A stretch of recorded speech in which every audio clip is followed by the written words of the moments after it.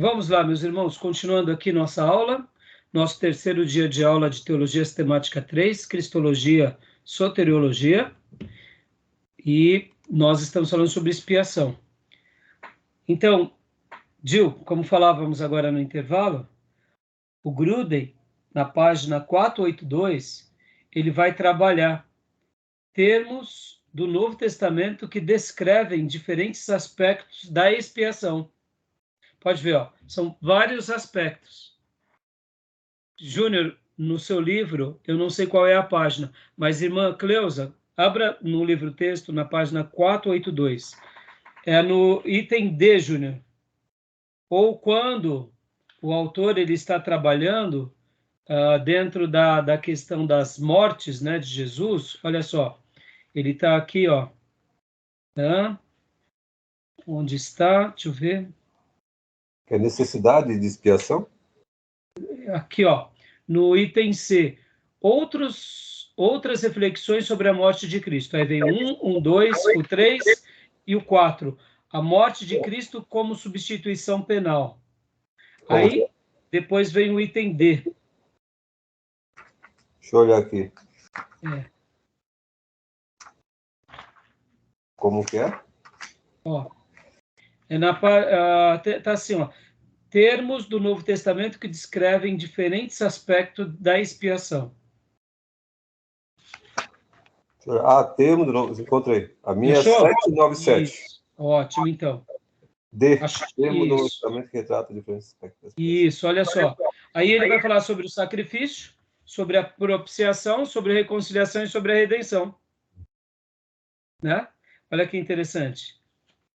Então, aqui o autor, inclusive, ele vai usar uma figura de linguagem. No intervalo, o Gil achou essa parte do livro que nós íamos trabalhar. Mas como a gente acabou de tocar nesse assunto, eu acho que fica interessante a gente reprisar. Sobre a questão da redenção, por exemplo, ele cita Marcos 10:45, ó. Pois o próprio Filho do Homem não veio para ser servido, mas para servir e dar a sua vida em resgate por muitos. Marcos 10:45. Resgate. Então, na realidade, aqui é o resgate como redenção, como compra, gerando em nós o que é a libertação. Fantástico, né? Aí também é por muito e não por todos. Sim, por muitos, e não por todos. Porque o texto sagrado fala por muitos e não por todos. Não salvação universal, né? Porque nem todos creem, nem todos aceitam. Se fosse por todos, ou seja, aos que creem e aos que não creem, mas a condição de Deus é crermos nele. Né? Então, o Evangelho é o poder de Deus para a salvação de todos aqueles que creem. Quem crê, tem que crer. Né? Tem que crer.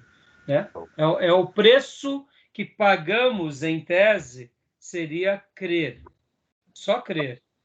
E nesse ato de crer em Deus, já demonstra que é algo que todos podem fazer, então anivela a raça humana. Não tem distinção de rico, pobre, sábio, alto, baixo, classe social, etnia. Então, crer todos podem, ou não crer. Então, ao mesmo tempo, essa fé, ao crer em Deus, não nos redime por ter essa fé. É uma fé que depositamos nele. E é o poder dele que atua sobre nós. Então, você vê que é um preço que Deus nos pede, que, vamos dizer assim, que não é uma coisa muito grande, mas ela pode ser alcançada por todos, né? Porque pode ver que não é o fato de crermos que compramos, que quem compra por nós é ele. Assim como a graça de Deus, a fé salvadora, aquela fé que salva-nos, vem de Deus, como diz Efésios. Nós não somos salvos pelas obras, mas mediante a fé, né? No sentido de nós cremos nele, e é a graça dele, o poder dele que atua sobre nós. Nunca o contrário, né? Pode ver que muitas vezes a gente até nisso se perde. Nós dizemos assim, alguém fala, irmão, você crê na cura? Não, eu creio na cura. Como se nós fôssemos detentor. é uma fé que cura e por isso nós nos apropriamos. A gente tem que crer no sentido de depositar em Deus, mas não no sentido de achar que a nossa fé ela tem operosidade em nós. A operosidade é nele, não é em nós, né? Pode ver, tem gente que fala assim, eu creio, pastor, eu creio, como se fosse uma virtude da pessoa. É claro, crer ou não crer é uma virtude nossa de crer, mas não é mérito nosso, é isso que eu quero dizer. O mérito não é nosso, né? Bom, vamos lá, meus irmãos, vamos lá, porque eu já falei bastante. Vamos agora para os nossos slides aqui, vamos lá. Então, continuando aqui, a gente vai trabalhar no slide e no livro-texto, olha lá. Então, a expiação, continuando. Aspectos teológicos da expiação. Leia para nós, Júnior, por favor. Em primeiro lugar, a causa. Aspecto teológico da expiação, a causa. O amor e a justiça de Deus. João 3,16, Romanos 3,25. Opa! Ou seja, deixa eu gastar um tempo aqui. Então, é o amor dele e a justiça dele. Como assim, pastor? É um gesto de amar. Mas também é um gesto de aplicar a sua justiça. Como assim, pastor? Por isso que quando a gente começa a compreender o que é expiação, a gente está implícito esses dois conceitos ou essas duas virtudes de amor e de justiça. Porque ao mesmo tempo que Deus ama querendo nos resgatar, ele quer um preço. Porque todos pecaram e eu preciso exercitar a minha justiça contra esse pecador.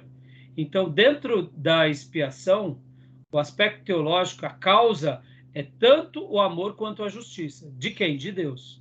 Né? Tudo bem até aí? Ok. Ele aplicou a justiça no seu filho para que o amor recaísse sobre nós. Seria isso. Ele aplica a justiça, mas vamos supor, e quem não crê? Ele continua aplicando a justiça. Porque a pessoa, aí é onde entra aquela máxima, Gil. As pessoas vão para o inferno porque elas são pecadoras? Não, senão todos nós iríamos para o inferno. Júnior, sua câmera está muito baixa. Isso, tá joia. Só estava o cocoroco. A gente vai para o inferno porque nós somos pecadores? Não, porque todos somos pecadores. Nós vamos... Por que uma pessoa vai para o inferno? Porque ela é pecadora? E porque ela está no pecado? Na realidade, é porque ela comete o maior pecado que ela não poderia, que é desprezar o presente de Deus. Essa é a questão.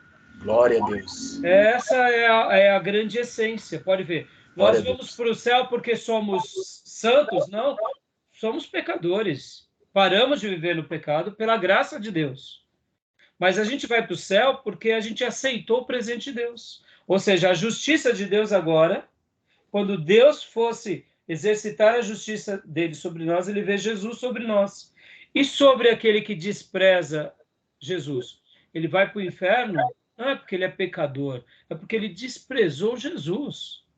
Ele pode até ter uma vida exemplar diante dos homens, mas isso não vai redimi-lo, né? Então, uma pessoa vai para o inferno porque ela despreza o maior presente de Deus, né? Então, é a justiça de Deus e o amor de Deus em todos, os que creem e os que não creem. Tá bom? Glória a Deus por essas palavras. Amém. Eu aprendi sobre isso, né, Gil? Então a gente só passa o que a gente aprendeu, porque isso é muito, muito precioso, né? Outro aspecto, leia para nós, Júnior, a necessidade. Necessidade.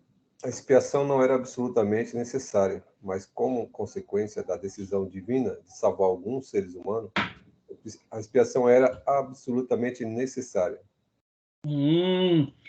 Exatamente, ó. Deus poderia não ter realizado nada e nos deixar sendo condenados. Ele não deixaria de ser justo. Mas já que ele deseja nos salvar, aí torna-se absolutamente necessária. Então há uma necessidade, né? E aqui a natureza... Parte de Deus, né? Parte de Deus, providência de Deus. Como? Parte de Deus, providência de Deus. Deus quis buscar o homem. Exatamente, Júnior. Muito bem. Exatamente. Ele quis assim. Sim. É a soberania, né? Exato. Por isso que não tem como a gente se vangloriar nas virtudes. Porque parte de Deus. Percebam, irmãos, a gente é muito bobinho, muitas vezes a gente se perde. Lembra que Davi dizia, Senhor, livra o teu servo da soberba. A gente, muitas vezes, sem perceber, a gente vai se ensoberbecendo. E quer ver uma área que nós precisamos nos blindar? É a área do conhecimento. A gente vai aprendendo mais e vai sendo instrumentos de Deus, e aí as pessoas, muitas vezes, elas nos procuram e elas nos valorizam, e aí, quando vai ver, a gente fica se sentindo que é melhor do que a gente é. Isso é tolice, a gente não é melhor do que nada. É a graça de Deus sobre nós. Isso me faz lembrar, quem foi? Acho que foi Moody. Chegaram para Moody e disseram assim, no final de uma grande mensagem, Moody, alguém já te disse que você é uma bênção? Que você é uma bênção de Deus? Foi um elogio mais ou menos como esse. E aí a Moody disse assim, já, a primeira pessoa que me disse hoje foi o diabo, a segunda é a irmã. Tipo assim, ela estava vangloriando Moody, né, abajulando Moody, e aí Moody já mandou uma dessa, tipo assim, para, porque aqui não tem vanglória, entendeu? Eu sei que é gostoso, irmãos, se sentir um instrumento de Deus é maravilhoso, mas a gente precisa jamais se esquecer, como você falou, Júnior, veio dele, veio do Senhor, não tem nada a ver. Deus poderia estar usando quem ele quisesse, ele quis nos usar. Por isso que a gente tem que sair de cena, né? É interessante que o Grund aí coloca algum ser humano, olha como que é bem restritiva, né? Alguns seres humanos. Porque é o seguinte, eu faço um plano, tem muita gente que está morrendo lá, numa pandemia. Eu tenho um plano, vou salvar alguns, vou salvar todos. É. É um plano. É um plano, né? Eu vou Joia. salvar. Por último, Júnior. Natureza, né? Sim. Jesus obedeceu ao Pai em nosso lugar e cumpriu de maneira perfeita as exigências da lei. Ou seja, precisava ser algo, uma expiação perfeita, sem pecado. E é por essa razão que aqui, diante da natureza, né, da expiação, porque os aspectos teológicos é a causa da expiação, a necessidade da expiação e a natureza da expiação. Somente uma pessoa perfeita poderia realizar, e Jesus é essa pessoa perfeita. E aqui dentro desse ponto, que é o ponto da natureza, o Gruden ele vai trabalhar vários subitens. Coloquem lá no livro de vocês. Vamos lá, na página da nossa edição, é na página 473. Olha só que interessante. A obediência de Cristo por nós, às vezes chamada obediência ativa.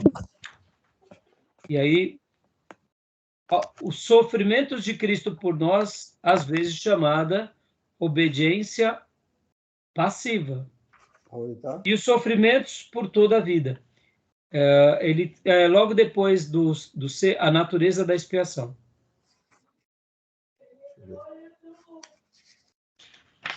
Seria a próxima página depois do início do capítulo, Júnior. Pode ver. Tá lá atrás. Né?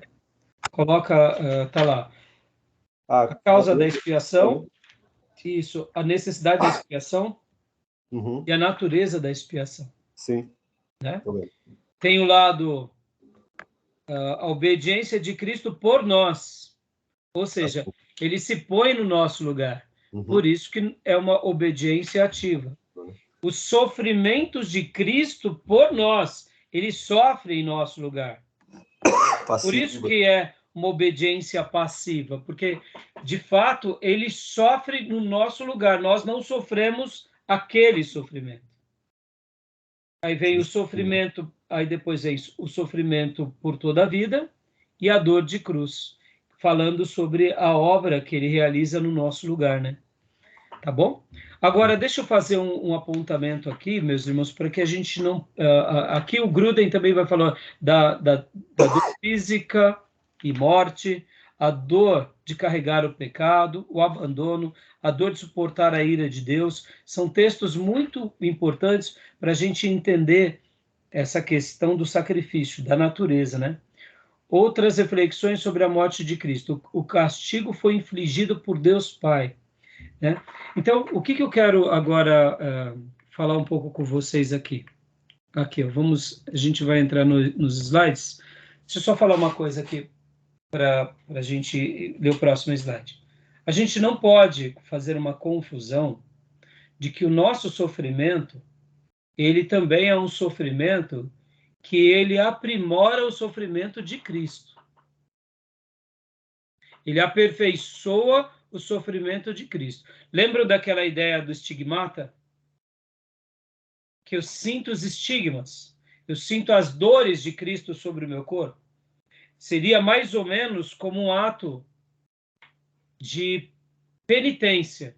Os Opus Dei faz isso, né? De autoflagelo. Isso. O que seria o autoflagelo? Seria um ato de purificação. Uhum. Seria um ato de penitência buscando um perdão e uma purificação e até uma libertação de uma natureza. Agora, quando eu faço isso, é como se eu estivesse dizendo que o que Jesus fez não foi pleno e suficiente. Ao mesmo tempo, a ideia do estigmata, que eu sofro as dores de Cristo hoje, estou trazendo aquela dor sobre mim. Qual é o propósito de eu trazer a dor que ele teve sobre mim? Não tem sentido. Então, percebam que todas essas facetas, sejam elas autoflagelação, sejam elas penitência, sejam elas esse sentimento de sentir os flagelos de Cristo, eles são gestos religiosos tentando completar aquilo que já é perfeito. Por isso que a gente não pode admitir coisas como essa. Eu sei que o apóstolo Paulo, quando ele está pregando e escrevendo as suas cartas, ele vai fazer algumas citações e ele é muito mal compreendido, por exemplo, quando ele fala sobre essa questão do sofrimento. Muitas pessoas vão utilizar dos textos paulinos, mostrando que Paulo estava completando as obras de Cristo. Ora, se Paulo estava completando o sofrimento de Cristo, então Paulo também é corredentor. Por isso que a gente tem que deixar as coisas claras, e quando a gente vai fazer essa lição de casa sobre essa questão do sofrimento, e a gente tem que fazer que leitura? A leitura bem objetiva de que nós sofremos e o nosso sofrimento não tem nada a ver com aquele sofrimento de Jesus.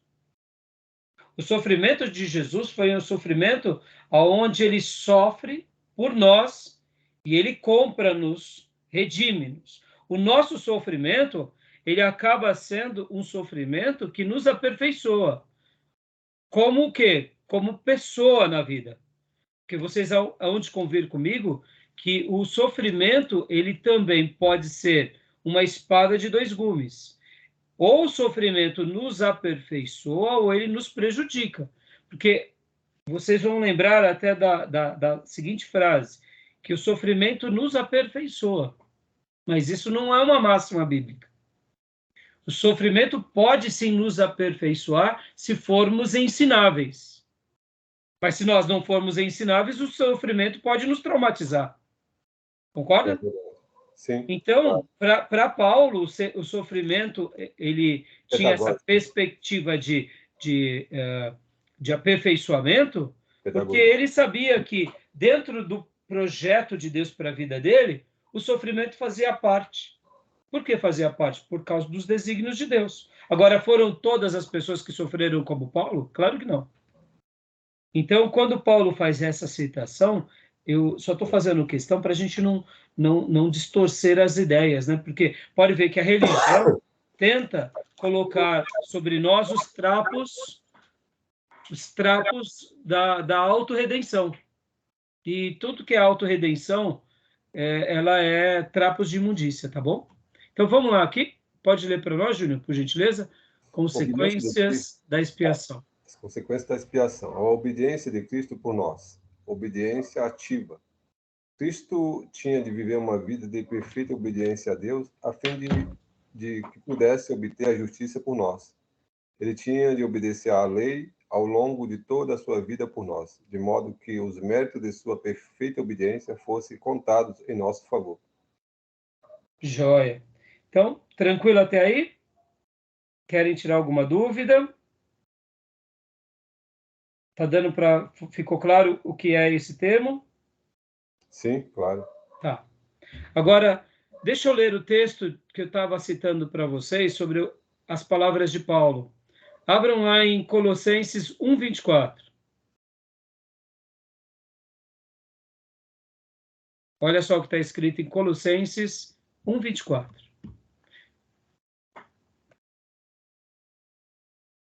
Irmã Cleusa, consegue ler para nós?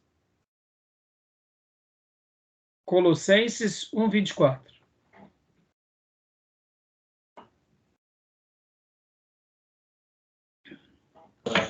Deixa eu pôr aqui, pastor, espera aí. Tá bom. Vou pôr aqui no celular, porque na Bíblia tá ruim para mim ver.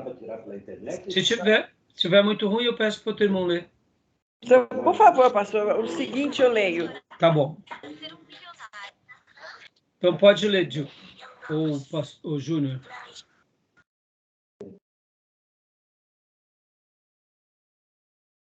Colossenses 1:24. Alegro-me agora no que sofro por vocês, e na minha carne cumpro o resto das aflições de Cristo, pelo seu corpo, que é a igreja. Perceba, a sua versão é igual à do Júnior, Gil? Eu estou também aqui no celular. A minha é revista corrigida. É a mesma? É um pouquinho diferente. Então Posso pode ler? ler a sua. Lê a sua versão. Agora me regozijo no meio dos meus sofrimentos por vós. Eu cumpro na minha carne o que resta das aflições de Cristo por amor do seu corpo, que é a igreja. Muitos vão pegar esse texto e vão dizer que Paulo está sofrendo e que, por meio do seu sofrimento, ele está preenchendo o que resta das aflições de Cristo. Como se Cristo, na cruz, não fizesse todo o projeto. Paulo precisa também fazer um projeto. Se Paulo não fizer o projeto, então, logo, a igreja não vai ser aperfeiçoada pelo sacrifício de Paulo. Entendeu? Sendo que, na realidade, o texto não está dizendo isso no seu contexto. A forma que o texto apresenta pode até parecer isso, mas quando a gente lê o contexto, nós ficamos claros de que aqui ele está falando sobre um outro assunto, que ele está falando sobre aquela questão que é a obra de Deus, ela é uma obra onde todos nós trabalhamos, não porque precisamos aperfeiçoar a igreja, mas nós levamos aquela obra de perfeição a outros, e dentro desse contexto, o sofrimento fará parte da vida. Podem ver que dentro das bem-aventuranças, o próprio Jesus diz: bem-aventurados sois quando vos injuriarem e disserem todo mal contra vós, regozijai-vos e alegrai-vos, porque fizeram a mesma coisa com os profetas. Ou seja, o sofrimento na vida de um filho sempre vai existir, porque um filho de Deus, ele acaba vivendo de uma forma onde traz denúncia aos que vivem contrariamente. E aqueles que vivem contrariamente à vontade de Deus, quando são pessoas de uma humanidade, eu diria, bem equilibrada, eles se enxergam e sabem que eles precisam voltar para Deus ou obedecer a Deus. Mas quando é uma pessoa arrogante, orgulhosa, eles não admitem que podem estar errados, e a maneira que eles têm para abater aquele servo de Deus que acaba sendo um incômodo para ele, é o que? Persegui-lo, é anulá-lo, ou quem sabe matá-lo. Por isso que Jesus sofreu, e o apóstolo Paulo sofreu. Então, na realidade, o sofrimento, ele serve como um gesto de nos aperfeiçoar na caminhada. Era isso que Paulo estava falando aqui, né? Pode ver que essa igreja, nesse capítulo, a gente vai ver todos esses detalhes, né? Tá bom? E ele vai falar Teria sentido, por exemplo, ele falar isso, sendo que um pouquinho antes ele está falando da supremacia de Cristo. Pode ver que lá no versículo 15 ele diz: sobre Cristo. Ele é a imagem do Deus invisível, o primogênito de toda a criação, pois nele foram criadas todas as coisas no céu e na terra, as visíveis, as invisíveis, sejam tronos ou soberanias, poderes ou autoridade, todas as coisas foram criadas por ele e para ele. Ele é antes de todas as coisas, e nele tudo subsiste. Ele é o cabeça do corpo, que é a igreja, é o princípio e o primogênito dentre os mortos, para que em tudo tenha a supremacia, pois foi do agrado de Deus que nele habitasse a plenitude e por meio dele reconciliasse consigo todas as coisas, tanto as que estão na terra quanto as que estão nos céus, estabelecendo paz pelo seu sangue derramado na cruz. Aí, ó, é nesse contexto que Paulo agora vai falar o seguinte, olha, a gente está aqui pregando e quando sofremos, eu só estou mostrando um pedacinho daquilo que ele sofreu, ou seja, o sofrimento faz parte do pacote. Percebam que aqui Paulo vai falar sobre reconciliação e o pagamento pelo seu sangue, derramamento pelo seu sangue. Ou seja, Paulo está falando aqui de reconciliação e de resgate. Né? Vocês veem como é interessante, né? E aí você vê que toda a obra aqui, vou até continuar lendo, o versículo 21. Antes, vocês estavam separados de Deus e na mente de vocês eram inimigos por causa do mau procedimento de vocês. Mas agora ele nos reconciliou pelo corpo físico de Cristo, mediante a morte, para apresentá-los diante deles santos, inculpáveis e livres de qualquer acusação, desde que continuem alicerçados e firmes na fé, sem se afastarem da esperança do Evangelho que vocês ouviram e que tem sido proclamado a todos os que estão debaixo do céu. Este é o Evangelho do qual eu, Paulo, me tornei ministro. Ou seja, tem nada a ver com Paulo aqui. Tudo tem a ver com Deus, com a obra dele, que é perfeita, que é redentória. E aí agora ele vem expressando aqui. Agora me alegro em meus sofrimentos por vocês e completo no meu corpo o que resta das aflições de Cristo em favor do corpo que é a igreja. Dele me tornei ministro de acordo com a responsabilidade por Deus a mim atribuída, de apresentar-lhe plenamente a palavra de Deus, o mistério que esteve oculto durante épocas e gerações, mas que agora foi manifestado a seus santos. A ele quis Deus dar a conhecer entre os gentios a gloriosa riqueza desse mistério, que é Cristo em vocês, a esperança da glória. Se Paulo fosse alguma coisa aqui como corredentor, ele falaria, é Cristo em vocês e eu, Paulo. Mas ele mesmo mostra, né? Nós o proclamamos, advertindo e ensinando a cada um com toda a sabedoria para que apresentemos todo homem perfeito em Cristo, para que por isso eu me esforço, lutando conforme a sua força que atua poderosamente em mim. Quero que vocês saibam quanto estou lutando por vocês, pelo que estão em Laodiceia e por todos que ainda não me conhecem pessoalmente. Esforço-me para que eles sejam fortalecidos em seu coração, estejam unidos em amor e alcancem toda a riqueza do pleno entendimento, a fim de que conheçam plenamente o mistério de Deus, a saber, Cristo. Nele estão escondidos todos os tesouros da sabedoria e do conhecimento. E eu lhes digo isso para que ninguém os engane com argumentos que só parecem convincentes. Porque, embora estejam fisicamente longe de vocês, em espírito estou presente. E me alegro em ver como estão vivendo em ordem e como estão firmes e como está firme a fé que vocês têm em Cristo. Aleluia. Olha que passagem maravilhosa. O que ele estava falando aqui? Que o sofrimento que ele estava tendo era esse do capítulo 2:1, que ele fala que está se esforçando. Irmãos, é isso o sofrimento que a gente tem. Dá para comparar com o sofrimento de Jesus? Né? De maneira nenhuma. Jamais. E Paulo sabia muito bem disso. Né? Então, aqui, voltando para o nosso livro-texto, outras reflexões sobre a morte de Cristo. O castigo foi infligido por Deus Pai. Não um sofrimento eterno, mas um pagamento integral. Quando Deus realiza aquela morte em Jesus na cruz, é isso. É o castigo vindo sobre Cristo.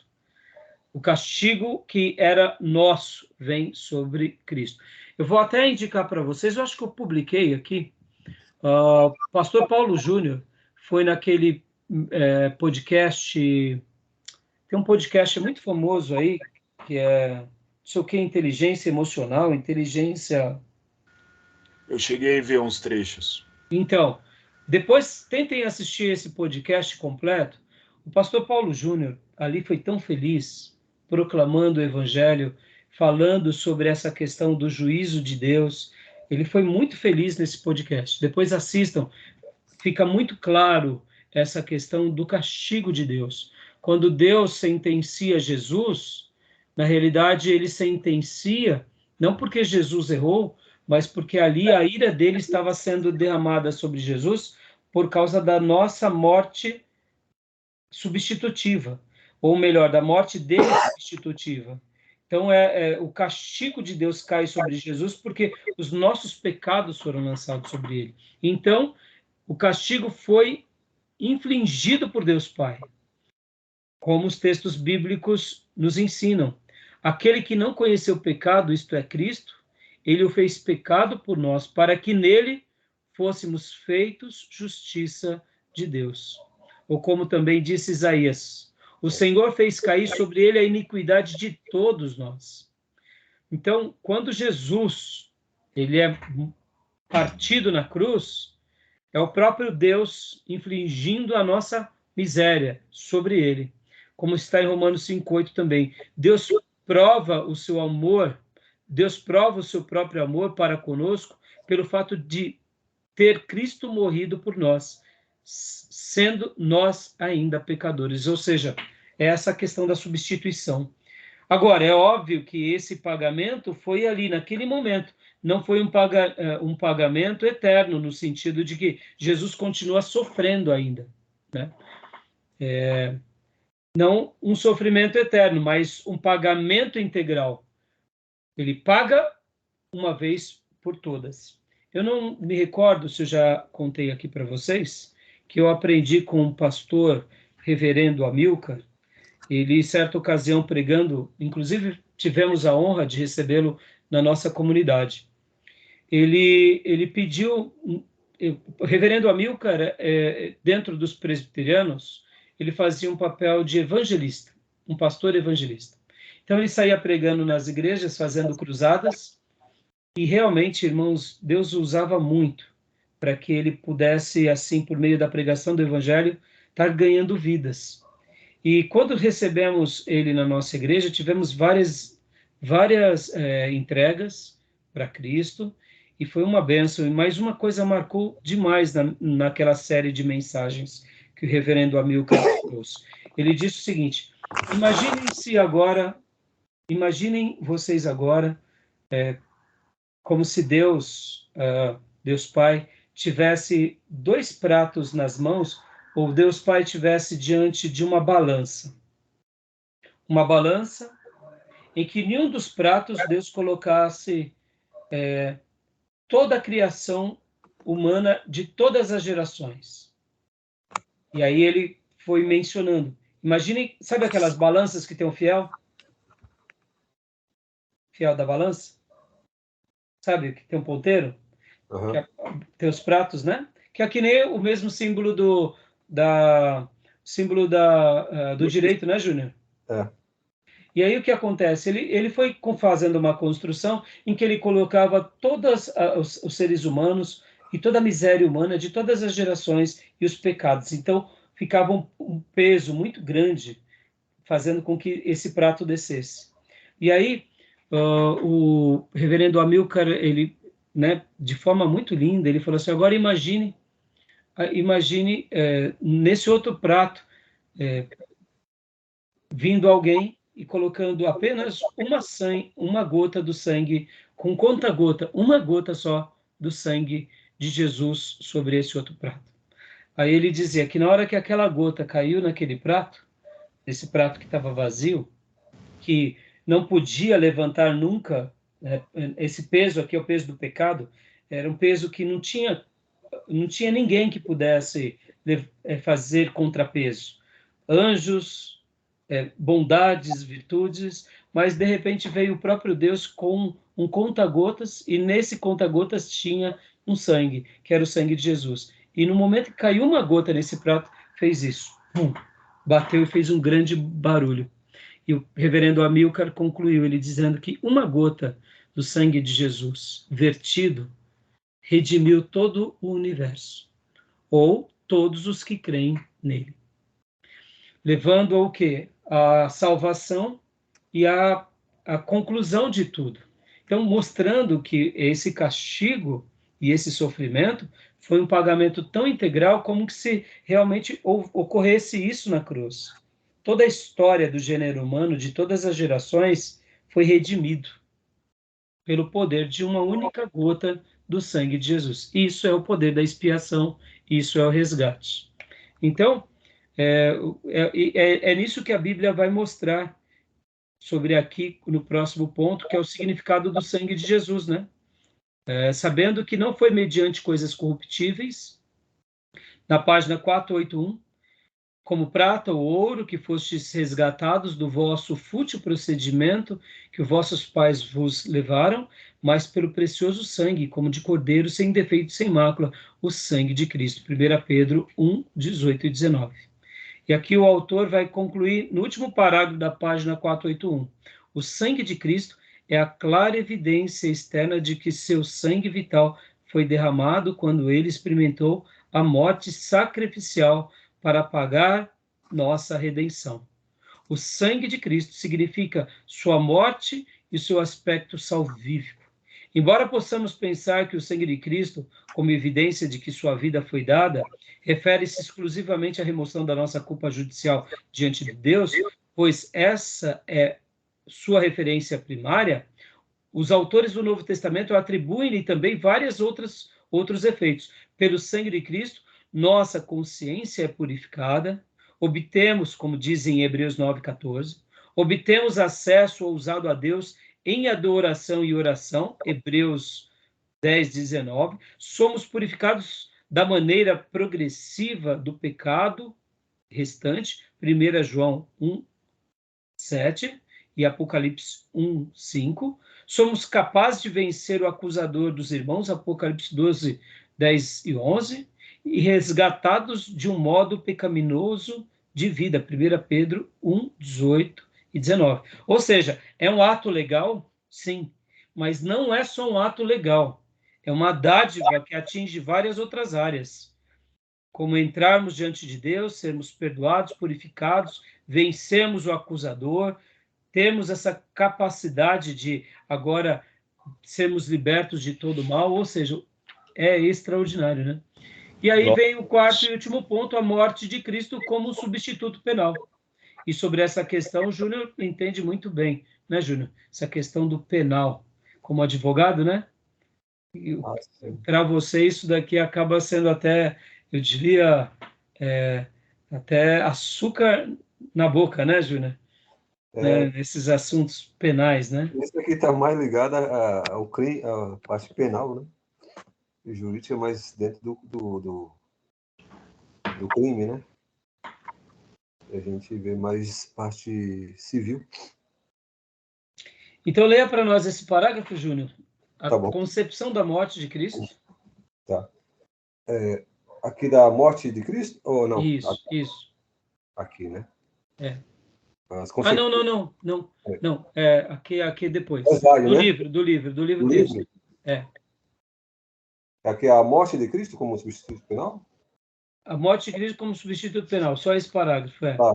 A concepção da morte de Cristo, apresentada aqui, tem sido chamada com frequência de a teoria da substituição penal.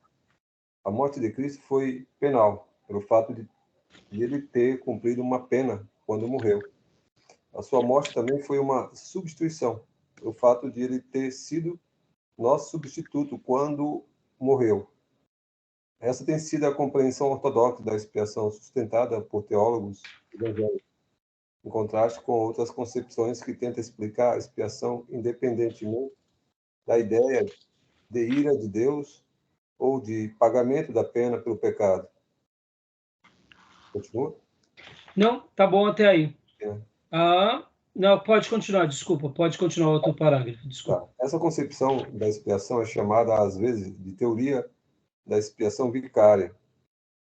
Um vigário é alguém que se coloca no lugar de outra pessoa ou que representa outra pessoa. A morte de Cristo foi, portanto, vicária, porque ele se colocou em nosso lugar e nos representou. Como nosso representante, ele recebeu a pena que nós merecemos. Joia. Então, nessa questão penal, ficou tudo bem até aí, meus irmãos? Alguma dúvida? Querem fazer algum apontamento? Júnior, quer fazer algum apontamento? Não, é porque se a gente for levar pelo campo essa morte penal, vicária, jurídica, dentro do âmbito espiritual, né? Porque nós vemos a morte lá do Império Romano, ali foi uma pena do âmbito penal também, né? Que é a morte que era sempre lá no fim do ano, que era liberado, era indultado alguém, né?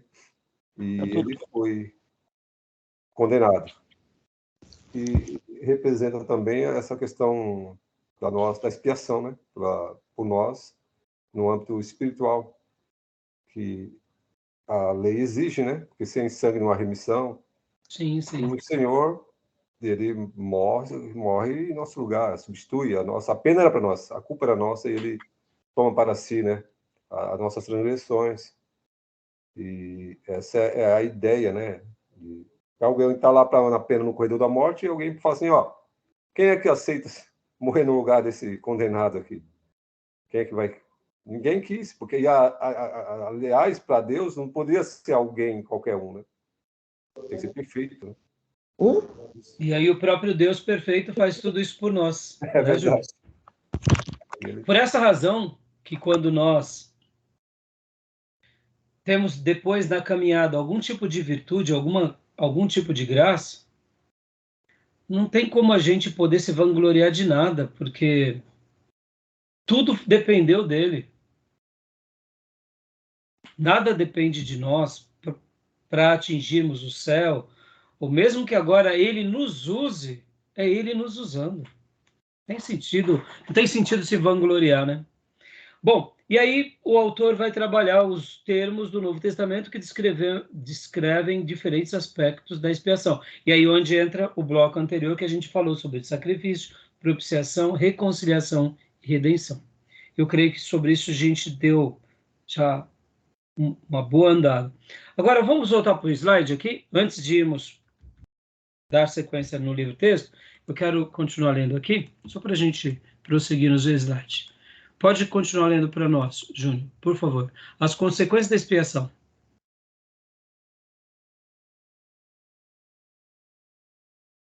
As consequências da expiação. O sofrimento de Cristo por nós. Obediência passiva. Além de obedecer à lei de modo perfeito por toda a sua vida em nosso favor, Cristo tomou também sobre si mesmo os sofrimentos necessários para pagar a penalidade pelos nossos pecados. Joia, como a gente já tinha visto, inclusive, há pouco, né? E agora vem os sofrimentos de Cristo. Os sofrimentos de Cristo por toda a vida, a dor da cruz, a dor física da morte, a dor de carregar o pecado, o abandono, a dor de suportar a ira de Deus. Então, aquele momento muito lindo pelo qual nosso Salvador se entregou no nosso lugar. Vamos lá. Os efeitos da obra de Cristo. A situação do homem, a obra de Cristo. Estamos escravizados ao pecado e ao reino de Satanás. Só uma pergunta. Pois não. É o seguinte, tem muita gente que tem, não sei se é certo ou errado, tem uma impressão muito errada. Muitos até pregam aí que, assim, que Satanás, ele ficou, alguns falam, né, que ficou muito feliz de levar Jesus para a cruz. Só que eu não sei se posso dizer que isso é uma deturpação, porque na verdade a ideia é o contrário, né? Porque se Jesus não fosse para a cruz e se não passasse por tudo isso, nós não teríamos uma redenção. Na realidade, essas palavras elas são mais românticas do que teológicas, né? Elas têm mais um aspecto de Sim, encenação romântica, No sentido de o diabo ficou feliz, conseguimos matar Jesus. Isso. Né? Olhando na ótica humana, vamos dar direito de dúvida desse pensamento. Olhando na ótica humana, tem um sentido. Qual é o sentido? Os judeus. Porque os judeus, no momento em que estavam para matar Jesus, sim, claro, eles ficaram felizes. Pode ver que eles criam um complô, porque matando Jesus, toda revolta, se assim pudéssemos dizer, ou revolução, teria terminado. exato. Só que os judeus, então, eles não sabiam, na sua essência, de que aquilo era um favor que eles estavam fazendo, sim, claro, no projeto de Deus. exato. Então, nesse aspecto, né, a gente pode dizer que se o diabo estava ali com eles, e eu creio que sim, nesse aspecto o diabo se alegrou. No entanto, como todo processo de redenção sempre foi um mistério da parte de Deus, eu quero acreditar que até mesmo o diabo, na sua mente milenar e sagaz, ele não saberia exatamente como que se daria todo o desfecho da redenção humana. Porque isso é um mistério de Deus, né? Então ele não tinha noção desse plano salvífico, né? Eu acho que o que o diabo ele teve foi os apontamentos das profecias. Sim, claro. E por essa razão ele tinha uma dedução. Enquanto Jesus dizia que precisava que ele morresse e etc e tal, eu acho que ele deduzia. Mas como seria na sua essência, eu acho que ele não tinha essa ciência plena. Pelo menos é o que eu deduzo, Júnior. Porque né? tem aquela passagem de Pedro também, porque ele quer evitar Jesus ir para a cruz. Aí ele fala, sai para lá, esse é o pensamento do diabo. Entendeu? Porque tu não cogita das coisas de Deus, mas dos homens, né? Exato. A reta de Satanás, né? Satanás. Então, agora, olha só que interessante, né, Júnior? Uhum. Então, essa ideia ela é meio romântica. Uhum. Ela é mais nossa, né? Por outro lado, como o diabo ele processa, como ele pensa, como ele age, a gente não sabe. Uma coisa é fato. Ele queria, de todas as formas, neutralizar Jesus e levar Jesus a pecar. Isso é fato. Sim, claro. Evidente. Agora, diante de tudo, como ele tinha a percepção da sua derrota, eu quero acreditar que ele não saberia. É o que eu penso. Mas tem coisas que são mistérios, né, Júlio? A gente não vai... Né? Então, assim, agora, os romanos, os judeus, os inimigos da cruz, eles sim festejaram, né?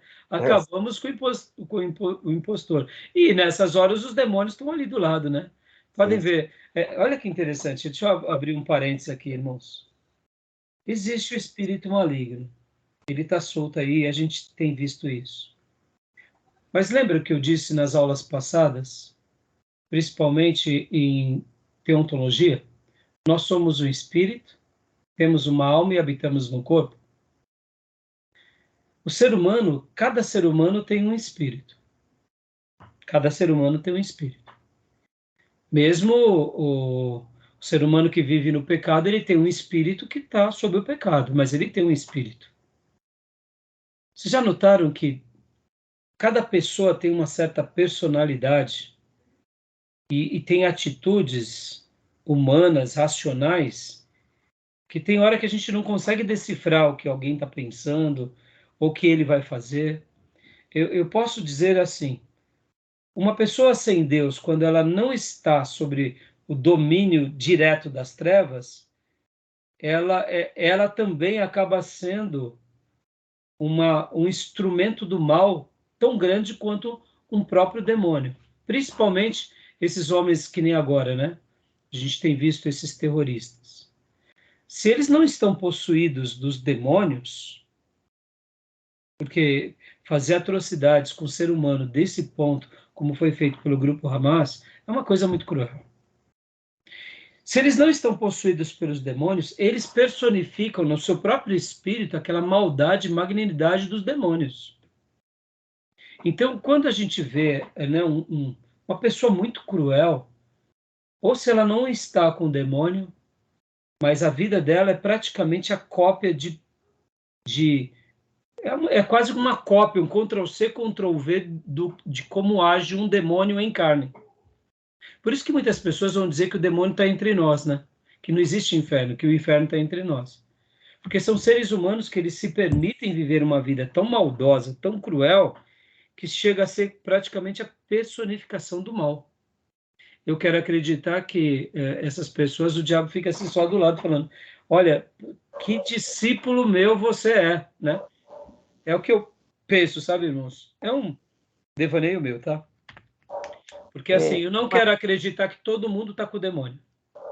Mas eu quero acreditar que os valores do demônio já foram introjetados naquela mente, aquela mente já quis viver assim e vive, e é tranquilo. É uma coisa satânica mesmo, né? Uma vez, pastor, eu vi uma... não era uma aula, era uma palestra sobre tricotomia, de que a gente é corpo, alma e espírito. E que nosso corpo tem um espírito e nossa alma precisa de um corpo para ela poder se movimentar. E o nosso espírito, ele é ligado com o Espírito de Deus desde que a gente tem um novo nascimento. Então, o nosso espírito recebe a conexão do Espírito de Deus. Então, quando a gente não tem o espírito que a gente tem, é o espírito do lado maligno, e a gente recebe também as diretrizes desse espírito para fazer as coisas ruins também. Sim, não deixa de ser uma construção, né, irmã? Mas olha só que interessante, irmã. Vamos pegar aqui, no caso, um ateu. O ateu não crê em nada. Sim. Mas isso não significa que ele não está sobre a jurisprudência do mal. Porque nessa passagem que o Júnior acabou de citar, Júnior, quando Pedro faz um elogio a Jesus, e Jesus diz para ele, Pedro, né, fala coisas boas, e logo na sequência, Pedro dá essa rabiada, e Jesus fala, reta-te, Satanás, porque tu não cogita das coisas de Deus, mas das coisas dos homens. Ou seja, o pensamento e a mente humana já está sob o domínio de Satanás. Por isso que a Bíblia fala que o mundo jaz no maligno. Exatamente. Os valores que Os valores, né? Já está corrompido. Corrompido. Então, se a pessoa não está, de fato, conectada diretamente ao demônio, muitas vezes os valores dos demônios já estão na pessoa, ou seja, está tudo dentro do mesmo pacote. E a tendência é de cultivar o mal. Por isso que uma pessoa, ela não precisa estar endemoniada para fazer um ato de maldade. Basta ela assumir as ideias malignas e tomar a decisão. Ela não precisa, não é toda pessoa que você vai orar, ela está possessa. Verdade. Muitas vezes a pessoa é ruim porque ela escolheu ser ruim, ela tem prazer na ruindade, tem prazer no sangue, ou seja, ela é literalmente uma pessoa que vive sob todas as orientações do mal e do maligno, mas não necessariamente ela está possuída de um demônio, que não deixa de ser uma conexão. Agora, é claro, irmãos, isso tudo a gente tem que tomar muito cuidado, senão a gente começa a ir para aqueles campos de guerra espiritual, tem que quebrar as maldições. É bem simples, irmão, a expiação é a prova disso. Quando a gente se converte, se lança para Deus, esse religare, né? Ele acontece. E aí, por isso que a gente tem que conhecer essas doutrinas, para a gente não ficar nessas crendices tolas, né? Porque tem muita crendice tola, que aí você tem que ficar quebrando maldição, teoria da brecha, não sei o quê. E, irmãos, aí não acaba nunca, né? Pode ver. Eu nunca acreditei nisso daí, dessas denominações que tem por aí que faz um monte de coisa, eu nunca acreditei. Porque, irmã, você vê, pode ver, dentro da igreja, tem um monte de gente dentro da igreja que não muda nunca, porque é uma pessoa que é indolente, preguiçosa. Amassa papelzinho, amassa copinho, faz aviãozinho. Eu nunca acreditei nisso. Nunca. Onde está na Bíblia isso, né, irmã? Não tem. Não tem. O que tem na Bíblia é o sangue de Jesus. Você crê Então, e muda. Pode ver, irmãos, que a prerrogativa bíblica é metanoia, é mudança de mente. Ou seja, eu introjeto na minha mente os valores de Deus e passo a crer nele, depender dele e condicionar a minha mente e a minha vida na palavra. E naturalmente essa palavra vai se cumprindo e Deus vai me libertando. É muito simples. Agora, essas crendices parecem que resolvem, mas elas só escravizam, né? E outra, vive intermináveis terapias. Estou aí. Faz isso, faz aquilo. E por isso que eu falei que muitas pessoas estão dentro da igreja e não vão se libertar nunca, porque elas são indolentes, elas são preguiçosas e são carnais, porque elas escolhem errado, sabem que estão errado. Mano, é muito simples isso.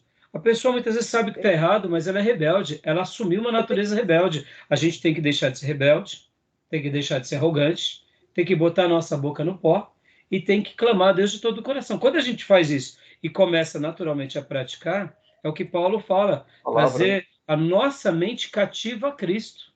Ou seja, e o poder da palavra, que é o poder de Deus, vai nos transformar, né? Bom, vamos lá para os slides. Eu tenho uma sobrinha, só um momentinho, pastor. Eu tenho uma sobrinha que ela faz um negócio lá, que ela está de Reiki, e um dia desse ela me ligou e falou para mim que ela está fazendo atendimento a domicílio. Eu falei, Ela falou, Ai, tia, você põe uma pedra no sol e você pede para a pedra. Tudo que você pedir para a pedra vai fazer. Tudo que você pedir para o universo vai fazer. Eu falei, filha, para que eu vou pedir para uma pedra se eu posso pedir para o dono da pedra? E para que eu vou pedir para o universo se eu posso pedir para o dono do universo? Falou bem. Não Parabéns. É verdade? Falou bem. Mandou muito bem. É isso aí, filha. Você vê, a nossa natureza, ela é idólatra. É verdade. A nossa natureza, ela pende para o mal, ela pende para as crendices. Por isso que fé é crer no invisível, obedecer o invisível. Por isso que Deus fez questão de se revelar a nós como ele é invisível. Né? E quando foi visível, foi por um processo redentivo. Né? Bom, vamos lá, que senão a gente não vai acabar. Vamos lá. Então, aqui, os efeitos da obra de Cristo, a situação do homem, estávamos escravizados ao pecado e ao reino de Satanás. A obra de Cristo, por isso que precisou de sacrifício. Merecemos morrer como castigo pelo pecado, onde entra a propiciação. Né? A gente merecia morrer. Deus estava irado conosco. E aí, Deus aplacou a ira. Por isso que é a obra de Cristo. Merecemos receber a ira de Deus contra o pecado. Merecíamos tudo isso, mas é aí onde Deus nos reconcilia. Estamos separados de Deus pelos nossos pecados. É por isso que aqui nos tornamos escravos, porque pecamos, e é por isso que aqui somos resgatados. Liberto. Glória a Deus. Termos teológicos do Novo Testamento. Sacrifício. Cristo morreu como sacrifício por nós, Hebreus 9:26. Propiciação. Cristo morreu como propiciação pelos nossos pecados, 1 João 4:10. Reconciliação. Cristo nos trouxe de volta a comunhão com Deus, 2 Coríntios 5:18, 19. Redenção. Cristo pagou o preço pela nossa libertação do pecado, Hebreus 2:15. Glória a Deus, né? E esse termo aqui eu gosto muito, irmãos, redenção, eu gosto muito do termo lá de Colossenses, que diz que ele cravou o nosso escrito de dívida na cruz. Né? Aleluia. Isso é fantástico. Se der tempo, depois eu comento um pouco com vocês sobre esse texto de Colossenses. Reflexões teológicas sobre a morte de Cristo. O castigo foi infligido por Deus Pai. Não um sofrimento eterno, mas um pagamento integral, como a gente já viu. O significado do sangue de Cristo, a gente já viu também. A teoria do resgate pago a Satanás. Agora aqui, para a gente ir para o último ponto, meus irmãos. Então, deixa eu até, antes de concluir essa parte aqui, para a gente parar a nossa gravação, eu gosto muito do texto de Colossenses, irmãos. Colossenses capítulo 2. Versículo de número 13, olha só. Esse texto é magnífico. Aliás, a Bíblia é magnífica, né? Vou ler Colossenses 2, do 6 em diante. Portanto, assim como vocês receberam Cristo Jesus, o Senhor, continuem a viver nele, enraizados e edificados nele, firmados na fé, como foram ensinados, transbordando de gratidão. Tenham cuidado para que ninguém os escravize a filosofias vãs e enganosas, que se fundamentam nas tradições humanas e nos princípios elementares deste mundo e não em Cristo. Pois em Cristo habita corporalmente toda a plenitude da divindade. E por estarem nele, que é o cabeça de todo poder e autoridade, vocês receberam a plenitude. Nele também vocês foram circuncidados, não com uma circuncisão feita por mãos humanas, mas com a circuncisão feita por Cristo, que é o despojar do corpo da carne. Isto aconteceu quando vocês foram sepultados com ele no batismo e com ele foram ressuscitados mediante a fé no poder de Deus, que o ressuscitou dentre os mortos. Dá uma pausa aqui. Mas percebam que anteriormente ele fala sobre, no versículo 9, que em Cristo habita corporalmente toda a plenitude da divindade. E aí ele faz esses outros apontamentos. Agora olha o 13 ao 15. Quando vocês estavam mortos em pecados e na incircuncisão da sua carne, Deus os vivificou com Cristo, ele nos perdoou de todas as transgressões e cancelou a escrita de dívida que consistia em ordenanças e que nos era contrária. Ele a removeu pregando-a na cruz e, tendo despojado os poderes e as autoridades, fez deles um espetáculo público, triunfando sobre eles na cruz. Esse versículo 13 ao 15, depois leiam de novo, releiam ele de novo.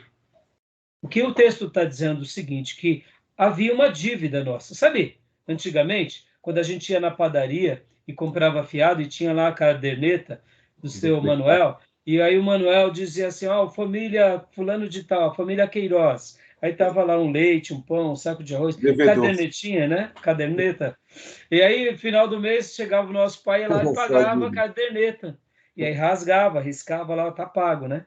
Aqui o texto está dando uma ideia bem parecida, que nós temos uma caderneta em que, nessa caderneta, Deus ia anotando todos os nossos pecados, e na realidade não era só Deus que ia anotando, o próprio diabo ia anotando, né? Opa. E era o escrito de dívida que estava nas mãos do diabo. E aí vem Deus, pelo poder dele, pega o escrito de dívida, arranca das mãos do diabo e crava na cruz, quando Jesus morre por nós. E é por isso que diz que ele a removeu, pregando-a na cruz, e tendo despojado os poderes e as autoridades. Por que despojou? Porque ele pega agora a caderneta e paga a caderneta não com a nossa morte eterna, mas com a morte de Jesus na cruz. E por isso rasga todo escrito de dívida e triunfa. É isso que o texto está dizendo. E tendo despojado os poderes e as autoridades, fez dele um espetáculo público, triunfando sobre eles na cruz. O diabo não sabia disso. Dessa forma, não. Ele podia deduzir que um dia Deus, um dia o puniria, um dia ele...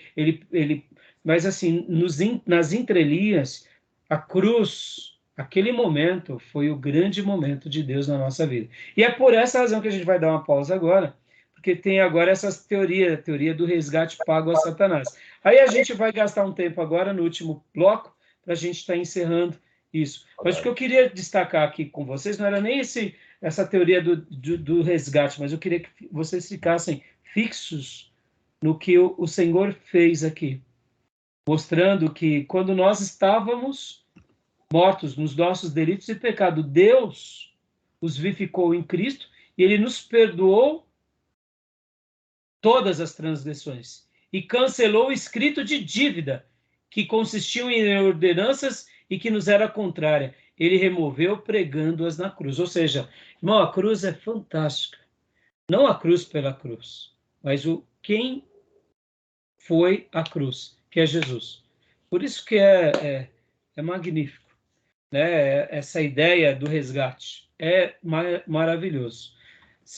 Então, o que aconteceu aqui exatamente foi isso. Paulo estava dizendo, né? Porque essa ideia que eu falei aqui da caderneta é o que Paulo estava dizendo numa escala de dívidas, né?